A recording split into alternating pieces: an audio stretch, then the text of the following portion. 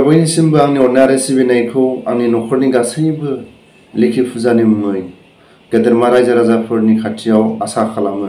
थाम्बनेइलाव थानाय बायदि गेदेरमा रायजो राजाफ्रा दसे सम खोनासंलाङोबा आंनि न'खरनि गासैबो गोजोननाय मोनगोन, आंनि गोसो गोरबोआवबो गोजोननाय मोनगोन आरो भिडिअखौ अननानै रायजो राजाफोरजों गनायजायोब्ला बुहुमनि बर'फोरनो शेयार खालामना हो। गोदोनि राजा रानिफोरनि माखासे बादायलायनाय खेलफोरखौ दानि दैदेनगिरिफ्रा फिनै लाबोफिननायनि थाखाय दैदेनगिरिफोरखौ हाजासे नमस्कार होनांगोन, खुलुमनांगोन। बिटिआरनि सिङाव जेरै बे फुटबल बादायलायनायाव गुबुन गुबुन स्टेटनिफ्राय फैनानै बे फुजा बोथोराव बर'फोरनि रंजा बाजा, जेरै MCLA गुबुन गुबुन बिबानाव थानाय रायजो राजाफ्रा बिथांमोननि जोनाय माखासे खेल गेलेनायखौ नुनानै रायजो राजाफ्रा बेसेबांबा गोसोआव रंजाखांनाय मोन्दों। फार्स्ट अपेनिंखौ BPF आरो UPPL जोनो हानायमोनबा साबसिन बर' हारिनि गेजेराव रायजो राजाफ्रा गोसोआव गोजोननाय मोनगौमोन आरो रायजो राजाफ्रा बांसिनै लैहोर लैहोर नायनो फैसिनगौमोन। UPPL आरो BPF फाइनाल खालि जोनानै रायजो राजानि सिगाङाव देखायनो हायोब्ला, मानो होनोब्ला फाइनालाव रायजो राजाफ्रा गुबुन गुबुन जायगानिफ्राय फैयो।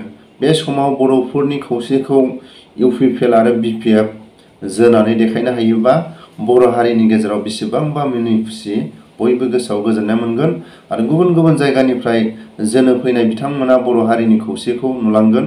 बेखौनो आं आसा खालामो।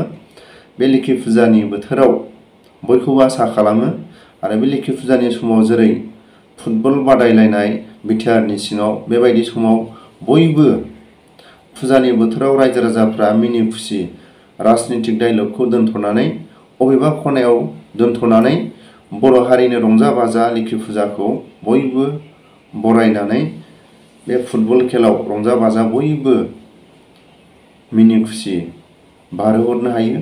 आरो मुंख्लंफोरनि खेल होबाय थानाय समाव जिखुनु जाया समाव कमिटिफोरनि सायाव आसा खालामो, जायफोर बिथांमोना दावहायाव गावखौनो थैनानै थांनाय, बिथांमोना आगोमा जिउखौ थैनानै थांबाय, हारिनि गेजेराव बिथांमोननि थाखाय गोसोखांनानै फुटबल बादायलायनाय होनाय समाव जोंनि हारिनि गेजेराव मोननै हान्जा दं। बिथांमोनखौ सम सम मोननै हान्जाखौ अपेनिं खेल गेलेहोयोबा साबसिन जायो। मानो होनोब्ला रायजो राजाफोरनि गोसोआव अरायसम नांलाय खमलायखौ बांसिनै नुयो। बेबायदिखौ बावगोमाहोनो थाखाय जिखुनु जाया खेल, फुटबल खेल, जिखुनु जाया खेलावनो मोननै हान्जाखौ फार्स्ट अपेनिं गेलेहोनो हानाया जोंनि बर' हारिनि थाखाय